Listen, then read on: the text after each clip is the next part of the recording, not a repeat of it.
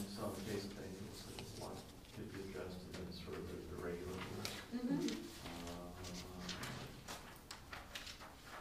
Is there any single item that you feel like you just can't do, or?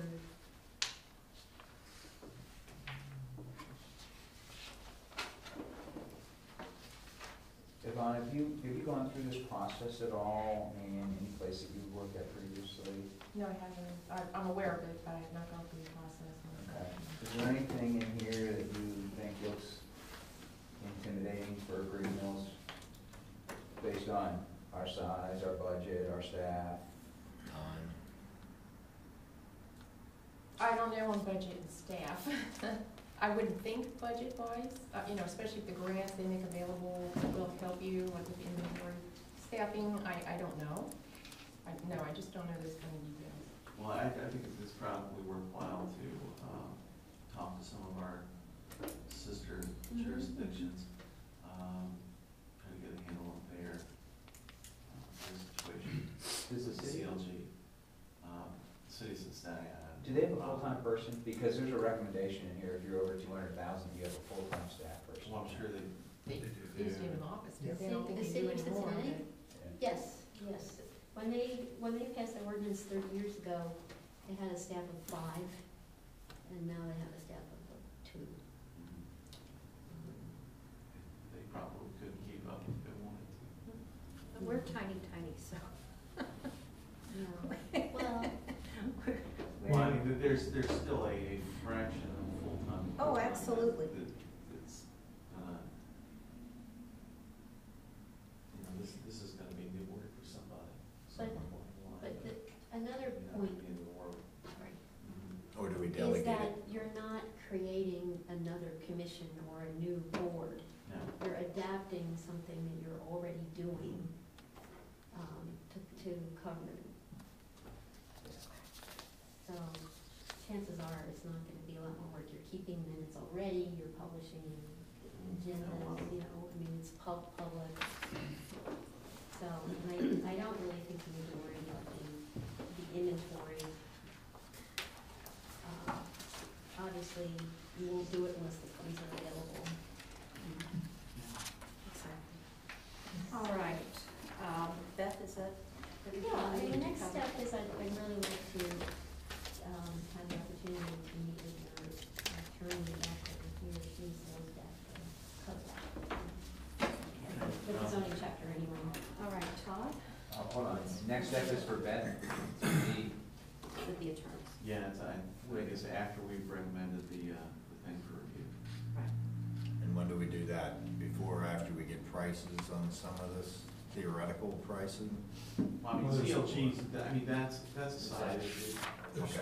Basically, right now we've got chapter 18, preservation chapter, that Beth's been working, and all the rest of the stuff that Todd's been working. At some point in the near future here, we're gonna have to take a vote to recommend, at least stick a fork in it and say, okay, this is time for the lawyers to take a look at, make sure it does what we intended to do. So that's really the step. Just as a matter of process, we get about 25 minutes. Right.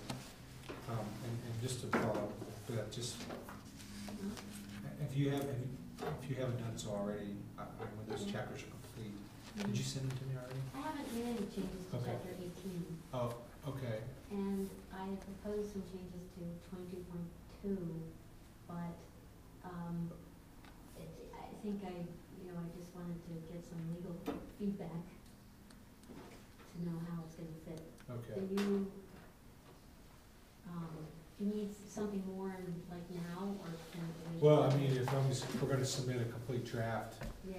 to the attorney, Mhm. I think what we're gonna do is we're gonna submit it to him with, hey, we want you to pay particular attention to sections Mhm. A, B, C, D, whatever, Well, list them out. So, I could go through and create a new version of chapter 18, incorporating all this stuff and sticking it in 22.2. For the That's- review? Yeah, Oh, so that, all that has to be actually in the code. yeah. The CLG fees has to be in the code? See, I thought we were talking Where about two would it things. be? Oh, okay. Where would it be? Would it be in most of it's rules and procedures, Well, And the 22 point- adopted rules of the planning commission, or. which is a separate document, Yeah. right? Yeah, But it's, That's the question. do you have separate we do, bylaws, procedures, or whatever? Right, and I clarified with Jeff, if we're talking about the composition of the qualification of planning commission, that would be a charter amendment. If we're talking about duties, that can be done by ordinance of council. Ordinance, but is it, but ordinance of Yeah, council? well, yeah, I know, Where, doesn't sound though? like it. I'll ask him. Okay. Well, why don't we do this? I'll take chapter 18 as it is and go ahead and drop it in. And then we can ask a question about incorporation. of these other Okay, items. there is one change that I gotta make to chapter 18, and that's about, the public involvement in, review. Okay. as So when well you as send me definition. the email, attach the Word document, Yeah. say, I will. this is the Yeah. version I want you to put in the code. Yes, Because I yes, have about Yes. some emails. So you're going to revise and send it to Todd? yes, there'll be And then minor what- revisions. Okay. Yeah, tell me the essence of the revision. It had to do with inserting the public, notification and participation about, review of alterations to properties in the historic district once it's designated. Okay. Well, that has to do with Same if somebody doesn't thing. get back to them, then it's automatically approved, is that portion? That's in there. Yeah, okay, that's That's not in that there, portion. but Okay. but they wanted the same notification and participation, for project review as we put in for designation. Okay, well, I'll ask the first question of Terry. Do we have a height of the building? No, we don't have. Okay, all right. Sorry, I went to check today and they had the office closed down Alright, over there. okay, I alright. will get it for For you. the, for the community building? right. Yeah. What we're talking about? They have the only set I know and it was locked Alright. up today. The other thing is this, review on these RV rules, which I emailed all of you, or I emailed Yvonne, she emailed all of you. So, and I will be honest with you, I skimmed over this, but this was actually an intern in our office who kind of did all the calls and everything. So I don't know how you wanna do this, it's just to help inform you that there are rules in most of the communities around you, and they vary to some degree. So I have copies if you would like a copy. Yeah. Just pass those down. You want the review rules? You take them over to the side. The historic RVs, is that You different? already got it? It's So, Unlicensed vehicles. Yes. So, I don't know what you guys want to do. You want to have a discussion about RVs or not? But the most important thing, so anyway, we have a set of regulations drafted. And we can either just let them ride on through.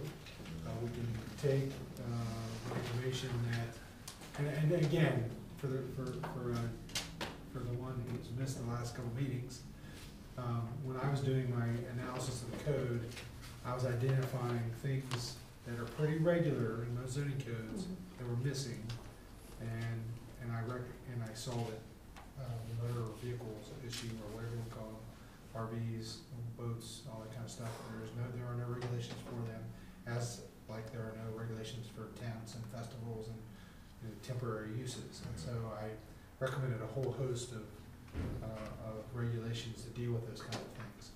And then I came here and found out that there had been great debate in the past about whether or not you should adopt or not adopt regulations to dealing with recreational vehicles.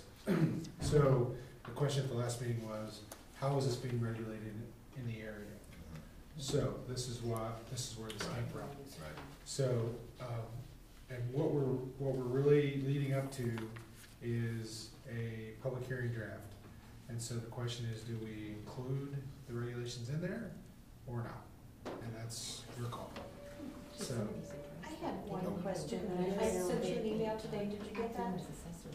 About this parking in the front yard? That's heavy Right. duty, isn't it? Are, when they say front yard, They are they do. meaning the driveway? Well, there's a in front of requirement, the house? there's a requirement that says that all vehicles have to be parked on pavement. So that's in Okay, so effect. that But- takes precedence over. But you might have people who do park them in the grass, which would be a secondary violation. Right, okay, So, okay, that, I thought, I well, mean, that also needs to be got the clear. fact that somebody's got a circular drive Or a pad. on some of these areas, like Glendale and et cetera, Springdale, or they've got A turnaround. turnaround up Yeah. next to the house. yeah. Yeah, that, So, well, so anyway, most, and there's two things, there's parking and there's storage. yeah. Okay, parking would typically, you pull it in and you know, a lot of rules, a lot of sets of codes have regulations that say you can leave it there for 48 hours or whatever, unpacking, loading, that kind of stuff, you're getting ready for a trip, you come back from a trip, whatever. And what, the issue is not so much that, the issue is the people who park it there and leave it there all year. Well, sure, that's, And, you know, so, I mean, I'm not making any, taking any shots at people that do that. I'm just saying, I saw it as a gap in the rules. You all have to decide if you want to go forward with it or not. You know, so. Jason, do you have any comments on this topic? Yes, I do. So here's my opinion of it. In the J section, there is no space between homes to get a trailer or an RV or a pop-up trailer of any kind to the rear of a house. In the J section, flat out, there's no room. I can't get I can barely get a large wheelbarrow into my backyard. So, Well, here's the thing. There's two ways to do this. One, you either have rules or you don't have rules. If you have rules, well, you can have rules with I have no problems with anybody driving and parking and storing an RV in their driveway. None. Even a trailer, none. But I think if they're gonna do that, it has to be licensed. It has to have proper sticker on it. sure. Well, Because then you don't have somebody parking a camper trailer in their front yard or, in their driveway and letting it rot without them at least buying a tag each year, which is a good husband reminder, get that out of the driveway since you're not tagging it, since we never use it. Well, see, That would be my see, the problem with that is that, and I had no idea that you had the issue you had, obviously, related to that particular Thank you. issue, is that, the police powers that are in the hands of the police officers typically ends at private property, so, I mean, at the end of, when it comes to these kind of things, they're gonna take care of stuff that's in the public right of way. They're not gonna come onto your property and say, there's no license on this vehicle, therefore you have to do something with it. They typically will do, so. Now, if you have empowered them to do that, and you wanna handle it that way, that's another way to handle it. The way that exceptions are granted are through a board of appeals saying, you can have it here or whatever, or you could have standards that allow them to have no access to your rear yard or something. I don't know. But anyway, I don't want to